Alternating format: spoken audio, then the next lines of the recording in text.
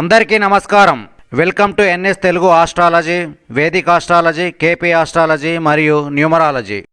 ఈరోజు KP astrology లెసన్లో group 1 category ఉద్యోగాలు అనగా ఐఏఎస్ ఐపీఎస్ జాబ్ ఆస్ట్రాలజీలో ఈ ఉద్యోగాల యొక్క కాంబినేషన్స్ గురించి, అలాగే గవర్నమెంట్ జాబ్ గురించి ఉదాహరణకు ఒక రాశి చక్రం తీసుకొని వివరంగా విశ్లేషణ పద్ధతిలో తెలుసుకుందాం. ఇక మనం సబ్జెక్టులోకి వెళ్ళటానికి ముందు ఈ ఎన్ఎస్ తెలుగు ఆస్ట్రాలజీ ఛానల్ను సబ్స్క్రైబ్ చేయగలరని కోరుకుంటున్నాను. అలాగే పక్కనే ఉన్న బెల్ ఐకాన్ మీద కూడా క్లిక్ చేయగలరని కోరుకుంటున్నాను. చూడండి, ఆల్రెడీ మనం గవర్నమెంట్కి సంబంధించిన రూల్స్ గురించి చెప్పుకున్నాము.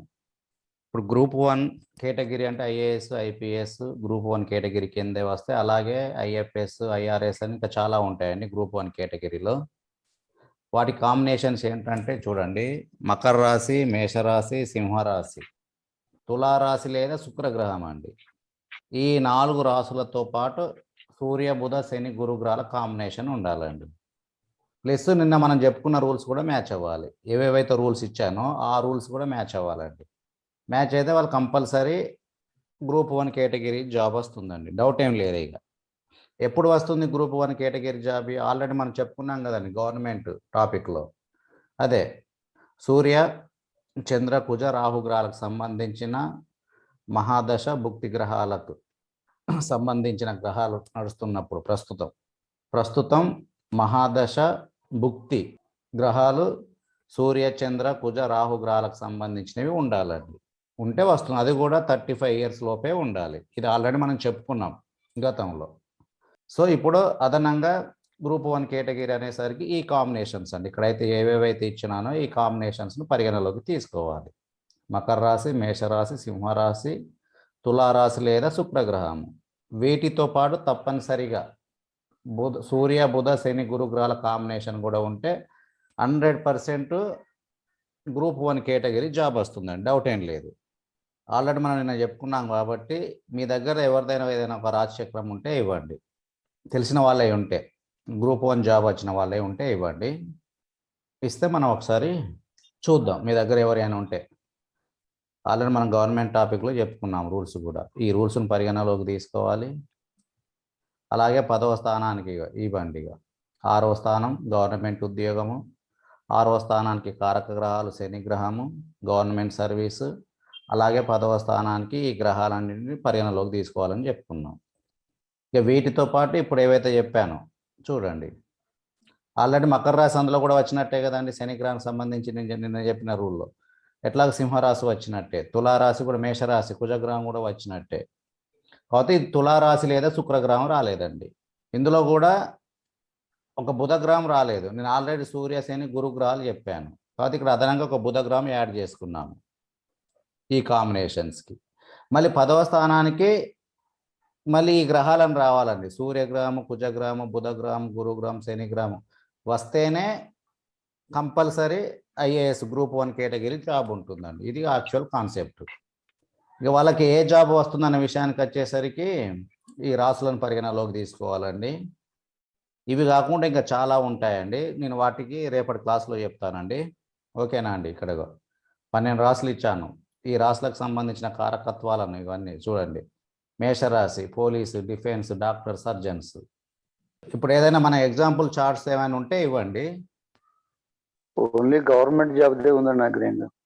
గవర్నమెంట్ ఆల్రెడీ మనం చెప్పుకున్నాం కదండి. అవును సార్, అవును. గవర్నమెంట్ చెప్పుకున్నాం కాబట్టి ఇప్పుడు అవసరం లేదు. సరే, ఉంటే 1-2 గవర్నమెంట్ తీయండి.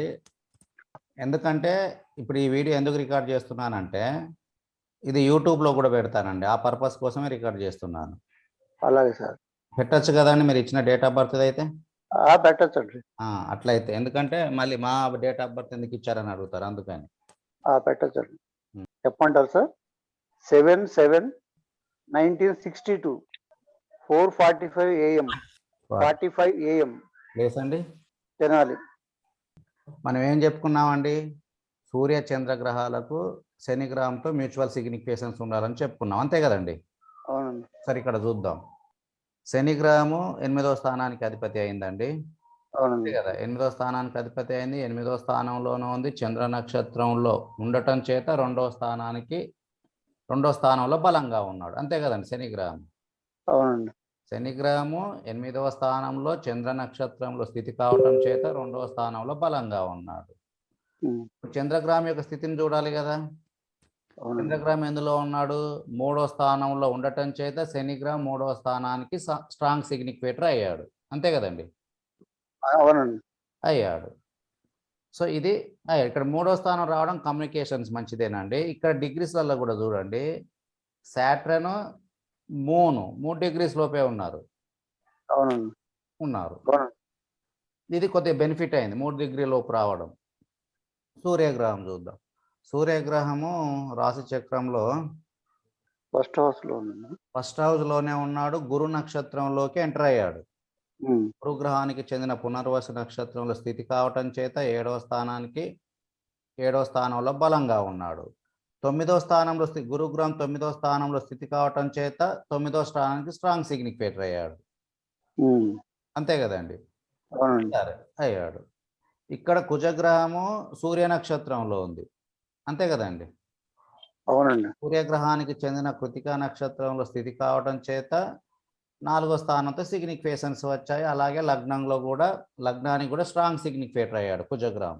ఎందుకంటే సూర్యగ్రహం లగ్నంలో స్థితి కావటం చేత కుజగ్రహము లగ్నానికి స్ట్రాంగ్ సిగ్నిఫికేటర్ అయ్యాడు. అంతే కదండి. అవునండి. అవునండి. మనం ఏమనుకున్నాం, కుజునికి 1 10 రావాలనుకున్నాం. అంతే కదా. అవునండి. అవునండి. ఇక్కడ వచ్చేసాయి. ఒకటి వచ్చేసింది. అవునండి. ఇంకొకటి సూర్యగ్రహం లగ్నంలో ఉంది కాబట్టి కొద్దిగా బట్టతల కూడా వచ్చేస్తుందండి తొందరగానే. ఇలా ఉమ్, ఉమ్, ఇలా అమ్మాయిలకైతే జుట్టు ఊడిపోతుంది. మళ్ళీ శనివారం అయితే తొందరగా వస్తుంది. శనివారం ఉమ్, రోజు పుట్టి సూర్యగ్రహం లగ్నంలో స్థితి అయితే తొందరగా బట్టతల వస్తుంది. ఇదైతే మామూలుగా అయితే రూల్స్ అన్ని మ్యాచ్ అయినాయండి. ఉమ్. అంతే కదండి. ఇప్పుడు 6వ స్థానం బలంగా ఉందా లేదో చూద్దాం. 6వ స్థానాధిపతి ఎవరండి? కుజుడు. కుజుడు. కుజుడు సూర్యగ్రహం చెందిన నక్షత్రంలో స్థితి అయ్యాడు. అంతే కదండి. అవునండి. కావడం చేత 4వ స్థానం స్ట్రాంగ్ సిగ్నిఫికేటర్ అయ్యాడు. మళ్ళీ 6వ స్థానం డిగ్రీలకు కుజుడు దగ్గరగానే ఉన్నాడు. కుజుని యొక్క దృష్టి 6వ స్థానం మీద ఉందండి. అంతే కదండి. అవునండి. 6వ స్థానం మీద ఉంది. ఇది మంచి సిగ్నిఫికేషన్ అండి. దృష్టి చూస్తున్నాడు. మళ్ళీ అది సొంత రాశి అయింది. ఉమ్, డిగ్రీలలో కూడా పెద్ద దూరం లేదండి. అవునండి.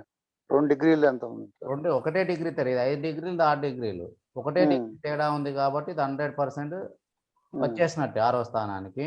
మళ్ళీ ఏం చేస్తున్నాడు, గురుగ్రహం యొక్క దృష్టి మామూలుగా వెస్టర్న్ ఆస్పెక్ట్ 4వ దృష్టి కూడా కుజగ్రహం మీద ఉంది, వక్రంలో ఉంది కాబట్టి మకర రాశి నుండి 5వ దృష్టి కూడా వచ్చేసినట్టే. ఓకేనండి. బెనిఫిక్ ప్లానెట్ కదా గురుగ్రహం. అవునండి. దాంట్లో అవును. గురుగ్రహంతో బెనిఫిక్ వచ్చేసినట్టే. అంతే కదా. ఉమ్, మళ్ళీ అవునండి. ఏం చేస్తున్నాడు, గురుగ్రహము సూర్యగ్రహాన్ని చూస్తున్నది. మళ్ళీ సూర్యగ్రహం గురుగ్రహానికి సంబంధించిన పునర్వసు నక్షత్రంలోని స్థితి అయ్యాడు. అంతే కదండి. అవునండి. అవునండి. ఇవన్నీ గవర్నమెంట్కి సంబంధించిన రూల్సేనండి. ఉమ్, మనం ఏమనుకున్నాం, గురుగ్రహం యొక్క దృష్టి సూర్యగ్రహం మీద ఉండాలనుకున్నాం. అంతే కదండి. అవునండి. వచ్చేసాయి. ఒకసారి రాహుగ్రహం చూద్దాం. రాహుగ్రహము చూద్దాం. రాహుగ్రహం ఎక్కడ ఉన్నాడండి? శని నక్షత్రం దాటి ఆశ్లేష నక్షత్రంలో ఉన్నాడు. 2వ స్థానం కర్కాటక రాశి. అంతే కదండి. అవునండి. అవును. మళ్ళీ శని యొక్క ఆస్పెక్ట్ కూడా రాహుగ్రహం మీద ఉంది. ఇది మళ్ళీ ఏం రాశి అండి? చంద్రగ్రహానికి చెందిన కర్కాటక మిథున రాశి. రాశి, రాయల్ సైన్ అని చెప్పుకున్నాం. అంతే కదండి. అవునండి. గవర్నమెంట్ రాశి అని కూడా చెప్పుకున్నాం. అవునండి. వచ్చేసినట్టే. మళ్ళీ మార్స్తో కూడా వచ్చేసింది. 6వ స్థానాన్ని చూస్తున్నాడు. చంద్రగ్రహము ఇప్పుడు 6వ స్థానాధిపతి చంద్రగ్రహాన్ని చూస్తున్నది. అంతే కదండి. 6వ స్థానాధిపతి ఆ, చంద్రగ్రహాన్ని కుజుడు 4వ దృష్టి చూస్తున్నాడు. చూస్తున్నాడు. ఇక్కడ డిగ్రీలలో కొద్దిగా దూరం అయింది కాబట్టి కొద్దిగా ఉమ్, పర్సంటేజ్ తగ్గించుకోవాలి. డిగ్రీలలో 3 డిగ్రీల లోపు ఉంటే 100% చంద్రగ్రహంతో కూడా సిగ్నిఫికేషన్ వచ్చేసినట్టే. ఉమ్, ఇది కూడా మ్యాచ్ అయింది. సూర్యగ్రహం లగ్నం 10వ స్థానంతో చూద్దాము. 10వ స్థానంతో సూర్యగ్రహానికి రాలేదండి. సూర్యగ్రహంతో రాలేదు. కాకపోతే గురు నక్షత్రం యొక్క దృష్టి పడడంతో ఇండైరెక్ట్గా 10వ స్థానంతో వచ్చినట్టు. అవును. గురు నక్షత్రం పట్ల. గురు నక్షత్రంలో ఉండడం చేత. ఎందుకంటే 10వ స్థానం కూడా గురు నక్షత్రంలో ఉన్నాయి కదా. అవునండి. మళ్ళీ వేదిక ప్రకారం చూసుకుంటే ఇది 10వ స్థానం అవుతుంది కదండి, మీనరాశి. అంతే కదా. మీన రాశి 10వ స్థానం. అయింది కాబట్టి నేను చెప్పిన ఈ రూల్స్ అన్ని మ్యాచ్ అయినాయండి. డౌట్ ఏం లేదు. ఒక్కసారి నేను చెప్పిన సమయంలో జాబ్ వచ్చిందా లేదా అనేది ఒకసారి చెక్ చేద్దామండి. ఒకసారి చెప్పండి జాబ్ ఎప్పుడు వచ్చేసిందో? ఐడియా లేదు సార్ నాకు అది. సరే. కంపల్సరీ ఇక్కడ మార్స్ అన్నీ దగ్గరగానే ఉన్నాయి. మూన్, మార్స్, రాహు ఇవన్నీ బాగానే ఉన్నాయి. కాబట్టి మార్స్ 91 అండి. మార్స్ 91 నుంచి స్టార్ట్ అయింది. మార్స్ 91 నుంచి మార్స్ ఇక్కడ మనం ఏం చేయాలంటే గురు శని గ్రహ ట్రాన్సిట్ కూడా చెక్ చేయాలండి. చెక్ చేసి ఎప్పుడు వచ్చిందో చెప్పేయచ్చండి. నేను ఎందుకు అడిగానంటే మనం డైరెక్ట్ అక్కడికి వెళ్ళి మీరు పీరియడ్ చెప్తే డైరెక్ట్ అక్కడికి వెళ్ళి మన రూల్ మ్యాచ్ అయిందా లేదా అని చెక్ చేయాలి. సరే, ఇప్పుడు మనం చూద్దామండి. ఇక్కడ మనం ట్రాన్సిట్ చెక్ చేసుకుంటే వెళ్ళాలండి. యాక్చువల్గా ఇక మిగిలిన గ్రహాలు వచ్చినప్పుడు అవి ఏ నక్షత్రంలో ఉన్నాయో చూసుకోవాలి మనం. చంద్రమహాదశలో బుధభుక్తిలో ఇక్కడ మన గురువు శని గ్రహాలు ట్రాన్సిట్ మ్యాచ్ అయింది కాబట్టి ఇక్కడ జాబ్ వచ్చిందని చెప్పేయచ్చండి. ఎందుకంటే ఇక్కడ మనకు గురు ట్రాన్సిట్ మ్యాచ్ అయింది, శని ట్రాన్సిట్ మ్యాచ్ అయింది, గురుగ్రహము లగ్నాన్ని చూస్తున్నాడు, లగ్నాధిపతిని చూస్తున్నది, మళ్ళీ అలాగే సూర్యగ్రహాన్ని కూడా చూస్తున్నది కదండి, మళ్ళీ అలాగే చంద్రగ్రహాన్ని కూడా చూస్తున్నది గురు ట్రాన్సిట్. కాబట్టి వీటన్నింటి పరిగణలోకి తీసుకుంటే ఈ టైంలో గవర్నమెంట్ జాబ్ వస్తుందని తెలుస్తుంది.